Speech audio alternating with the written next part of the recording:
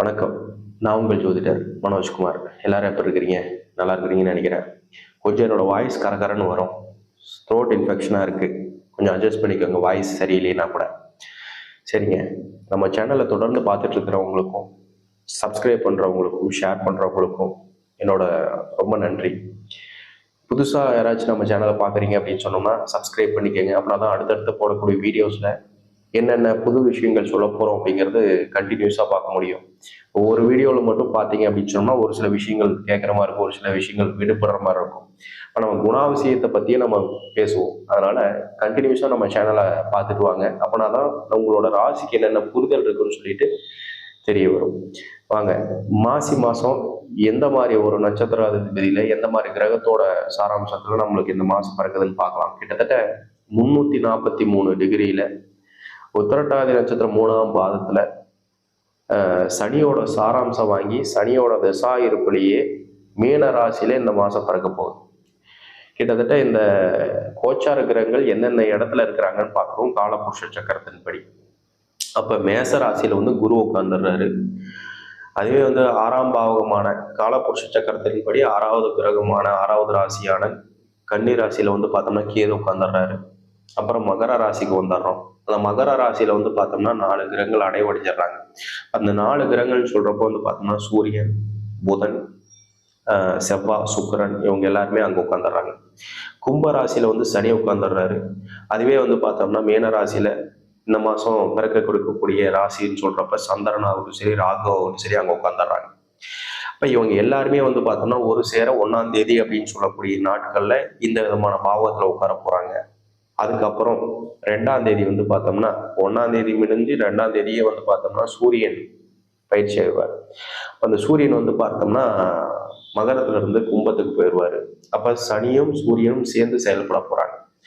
அதுக்கப்புறம் கிட்டத்தட்ட 8ஆம் தேதின்னு நினைக்கிறேன். அந்த நாட்கள்ல பார்த்தோம்னா நம்மளோட கிரகத்துல இருந்து புதனும் பயிற்சி ஆயிடுவார். அப்ப அந்த புதன் பார்த்தோம்னா முன்னாடியே பயிற்சி ஆயிடுறாரு.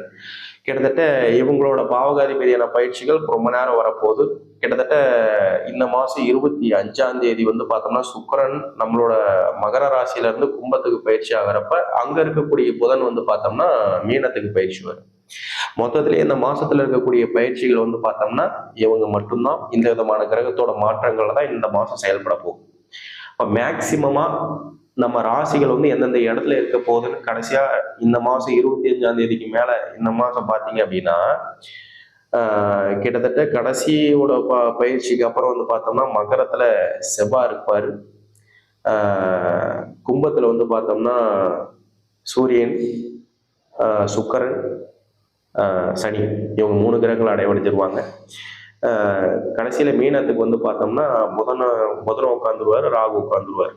இப்போ இவங்க எல்லாமே பார்த்தோம்னா இந்த மாதம் கடைசியில் பரிவர்த்தனையாகி பரிகாரமாகி அங்கே அந்த இடத்துல ஒரு பரிமாற்றங்களாக உட்காந்துருவார்.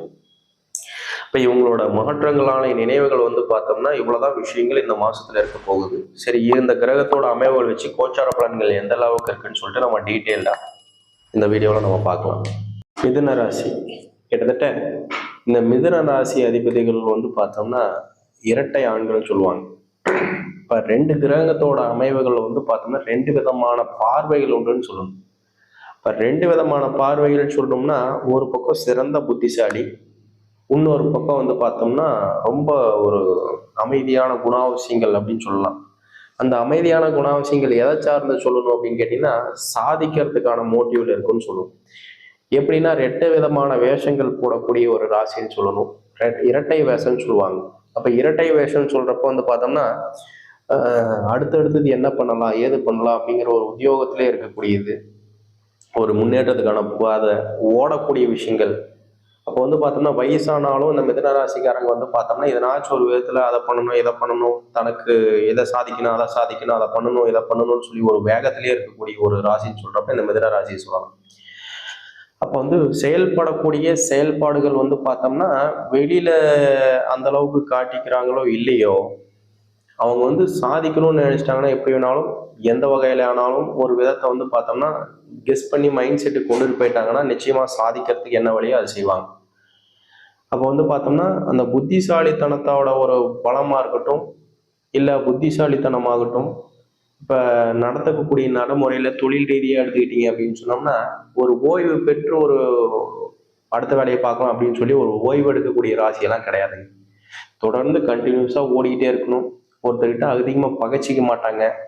இவங்க கூட இருக்கிற ஒரு ஃப்ரெண்ட்ஷிப் பார்த்தீங்க அப்படின்னு சொன்னோம்னா, இவங்களோட ஒரு நாலேஜையும், இவங்களோட சுறுசுறுப்பையும் பயன்படுத்திக்குவாங்க. இப்ப அந்த மாரி ஒரு காரகத்துவம் தான் இவங்ககிட்ட அதிகமா பழக முடியுமே தவிர்த்து, ஆனா அவங்களோட செயல்பாடுகள் வந்து பார்த்தோம்னா, ஒரு விதமான நேர காலங்களுக்கு ஒரே மாரியே இருக்க மாட்டாங்க. மாறிட்டே இருப்பாங்க. அடுத்து இது இல்லையா? ஒண்ணு அடுத்தது. இது இல்லையா? அடுத்தது. அப்படின்னு சொல்லி ஒரு பின்தங்கறதுக்கான வாய்ப்புகள் கிடையாது. அடுத்தடுத்தது, அடுத்தடுத்தது போயிட்டே இருக்கக்கூடிய ஒரு தன்மைகள் உண்டு. அப்ப அந்த தன்மைகளுக்கு தகுந்த மாரியே, இந்த மாரி ஒரு சில நேர காலங்கள் அப்படின்னு சொல்றது அமைவு பெற்றுச்சு, அதுல டிராபேக் குடுத்துருச்சுன்னா கன்டினியூஸா குடுத்துக்கிட்டே இருக்கும். அந்த மாரி இந்த மாசி மாசமும் கிட்டத்தட்ட 8ல உங்களோட ராசிக்கு வந்து பார்த்தோம்னா 8ல இருக்கக்கூடிய செவ்வாய், சுக்கிரன், புதன், சூரியன் இவங்க எல்லாருமே வந்து பார்த்தோம்னா நம்ம இடத்துல இருந்து பயிற்சி ஆயிடுறாங்க. கடைசியில செவ்வாய் மட்டும் தான் அங்க உட்கார போறாரு. அப்ப அந்த செவ்வாய் மட்டும் உட்கார போறாரு அப்படின்னு சொல்றப்போ வந்து பார்த்தோம்னா, நம்மளுக்கு எதனாச்சும் ஒரு ஆத்ம காரகத்துவமான பிரச்சனைகள் குடுக்கறது, இல்ல ஒரு தேவையில்லாத ஒரு உடல் ரீதியான கண்டங்கள் குடுக்கறது, ஆக்சிடென்ட், இந்த இரத்த காயங்கள் ஆகிறதுக்கான வாய்ப்பு குடுக்கறது, இந்த மாரி ஒரு தேவையில்லாத ஒரு பிரச்சனையில மாட்டக்கூடிய ஒரு நேர காலங்கள்னு சொல்லலாம். கோச்சார பலன மட்டும் தான் சொல்றேனே தவிர்த்து, பிறந்த கால ஜாதகத்தோட வலிமை நல்லபடியா இருந்துருச்சுன்னா பிரச்சனை கிடையாது.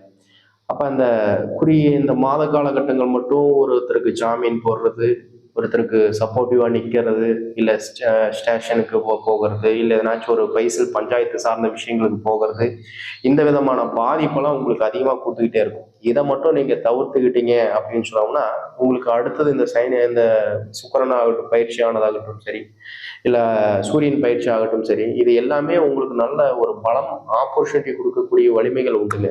அப்ப 9ஆம் பாவத்துல சுக்கிரன் போய் உட்கார போறாரு. அங்கேயே ஏற்கனவே சனி இருக்கிறாரு.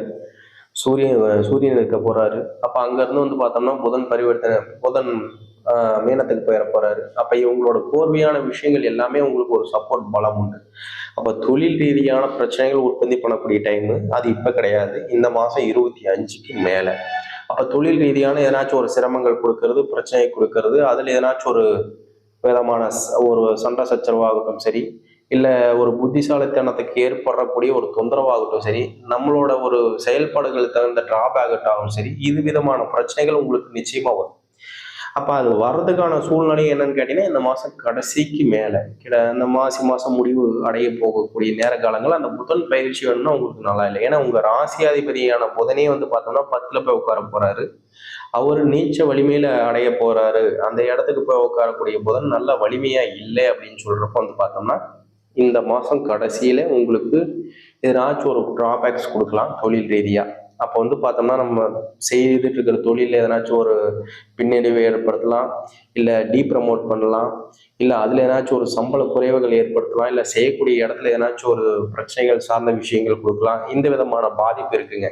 இப்ப மாசி மாசம் முழுக்க அந்த மாதிரி பிரச்சனைகள் இருக்குன்னு சொல்ல முடியாது. கடைசி கட்ட நேர காலங்கள்ல இந்த புதன் பயிற்சி ஆகிறது உங்களுக்கு மாத காலகட்டங்கள்ல சரியில்லாம இருக்கலாம். அதனால வந்து பார்த்தோம்னா, உங்களோட முன்னோர்கள் ஆகட்டும் சரி, உங்க கூட பிறந்தவங்க, உங்க அப்பா ரிலேஷன்ல, உங்களோட சொந்த பந்தங்கள் ரிலேஷன்ல பலம் ஏற்படுத்தி கொடுக்கக்கூடிய வலிமையா இருக்கு. ஏன்னா அங்க சனி உட்கார்ந்துருக்கிறாரு, சுக்கிரன் உட்கார்ந்துருக்கிறாங்க. அப்ப அவங்களோட வலிமையை உங்களுக்கு சப்போர்ட் பண்ணி கொடுக்கக்கூடிய டைம் ஒரு பக்கம் இருந்தாலும், இன்னொரு பக்கம் டிராபேக் கொடுக்கறதுக்கான வாய்ப்புகளும் பலமும் உண்டு. அது மட்டும் பார்த்துக்கிட்டீங்க, சரி பண்றீங்க அப்படின்னு சொல்றப்போ வந்து பார்த்தோம்னா, இந்த மாதமும் ஓரளவுக்கு நம்ம அட்ஜஸ்ட் பண்ணி போயிடலாம். இந்த மாசம் கடைசியில இந்த புதன் பயிற்சி மட்டும் நம்மளுக்கு ஒரு சில காயகட்டங்களால பிரச்சனைகள் கொடுக்குற மாதிரி இருக்குங்க. அது மட்டும் கடைசி ஒரு 5 நாள் ரொம்ப ரொம்ப பொறுமையா செய்யக்கூடிய வேலையில எவ்வளோ பிரச்சனை இருந்தாலும் பக்குவமா செய்யறது. உங்களுக்கு பொறுமைன்னு பத்தி நம்ம சொல்லிக் கொடுக்க தேவையில்ல. அடுத்தடுத்தது மாற்றங்கள் உடனே நம்ம இடத்துக்கு தகுந்த மாதிரி, சுச்சுவேஷனுக்கு தகுந்த மாதிரி மாறிக்கணும் அப்படின்னு சொல்லிக் கொடுக்கலாம் தேவையில்லை. அப்ப அந்த விதமான பக்குவத்தையும் பொறுமையும் இதுல இம்ப்ளிமெண்ட் பண்ணீங்கன்னாவே இந்த மாசம் உங்களுக்கு சூப்பரா அமையும். மேற்கொண்டு நல்ல விதமான பலன் அமையறதுக்கு என்னோட பரிபூரண வாழ்த்துக்கள். நன்றி.